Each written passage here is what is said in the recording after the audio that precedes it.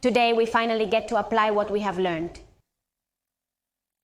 In this last lesson on simple harmonic motion, I am going to show you some videos that my students have made in the physics course of first year of telecommunications engineering here at the UPV. They have done some experimental work in which, with the help of a cell phone, they have been able to analyze the motion of a spring and a pendulum. Very typical cases of simple harmonic motion that we have seen and named a lot throughout the section. Recall that this was the ideal simple harmonic motion, a periodic and oscillatory motion. Recall the three kinematic equations that define simple harmonic motion. They are sinusoidal equations, represented in this case by a sin. Let's look at a first recording in which my students hung the mobile from a spring. The mobiles have an accelerometer that allows them to record the three Cartesian components of their acceleration. And that's what they did. They separated the mobile from the equilibrium position and released it. On the right, you can see enlarged what the screen was registering. It is clearly seen that it is a sinusoidal function, and the data can be exported to process them as we want. Then they were hanging different masses to the spring to see how it affected the oscillation. As you can see, the acceleration is still sinusoidal. Remember that the pulsation of the simple harmonic motion was the square root of k divided by m. Then the frequency is 1 divided by 2 pi square root of k divided by m. Then we see that the frequency depends on the mass. Processing the data allowed them to verify that as the mass increased, the frequency decreased, as indicated by the mathematical expression. These are the four cases they studied. In the first case, they had a total mass of 165 grams, more or less. In case 2, about 203 grams. In case 3, 241. And in case 4, 279 grams. And these are the graphs of the accelerations recorded with the mobile, where it is observed that as the mass increases, the frequency decreases, or what is the same, increases the period. We can see that the duration of a complete cycle in the yellow curve is smaller than the duration of a complete cycle in the gray curve, which has more mass. So the period lasts longer, so the frequency is lower. They also made the study of frequency as a function of amplitude. With the same mass, they analyzed 3 cases. In each one, they separated the mobile from the equilibrium position a different distance. In case 1, the amplitude was 5 centimeters. In case 2, 10. In case 3, 20 centimeters. These are the accelerations recorded by the mobile.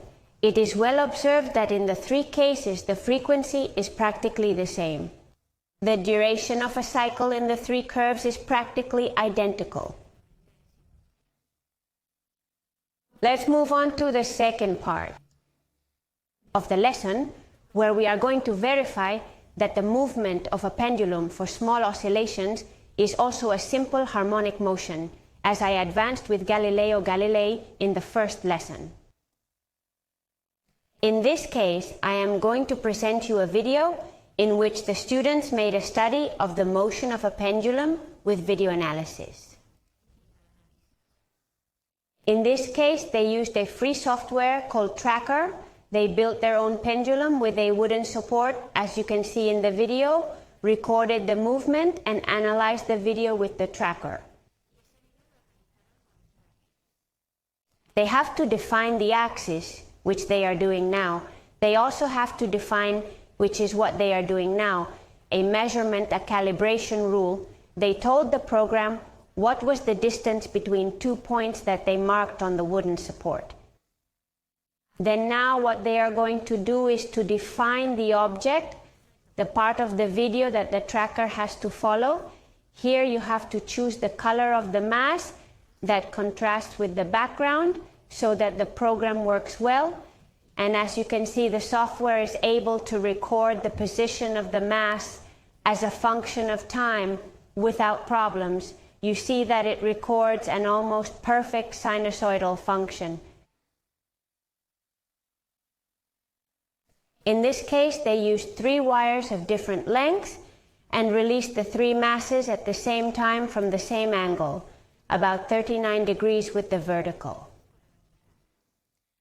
At the moment, a phase difference was already observed, and it is found that at any instant the masses are no longer aligned, which implies that the cycle time of each of them is different. Conclusion: the frequency of oscillation depends on the length of the pendulum.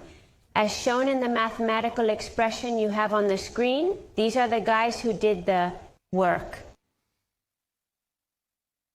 Other students also, with video tracker, proved that, however, the frequency of the pendulum does not depend on the amplitude of the oscillation.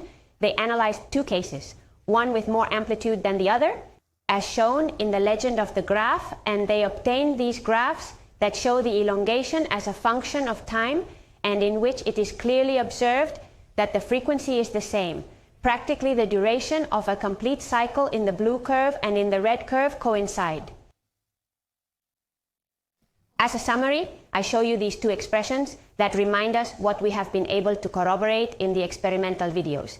In the case of the spring, the frequency depends on the mass and not on the amplitude, and in the pendulum, the frequency depends on the length of the pendulum, and it is not a function of the amplitude of the oscillation. And that's it.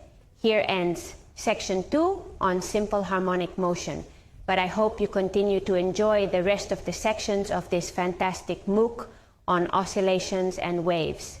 I leave you with the thanks to my students of the Higher Technical School of Telecommunications Engineering of the Universitat Politécnica de Valencia, who have carried out the experimental work that we have seen in the videos and that I show you on the screen. See you next time.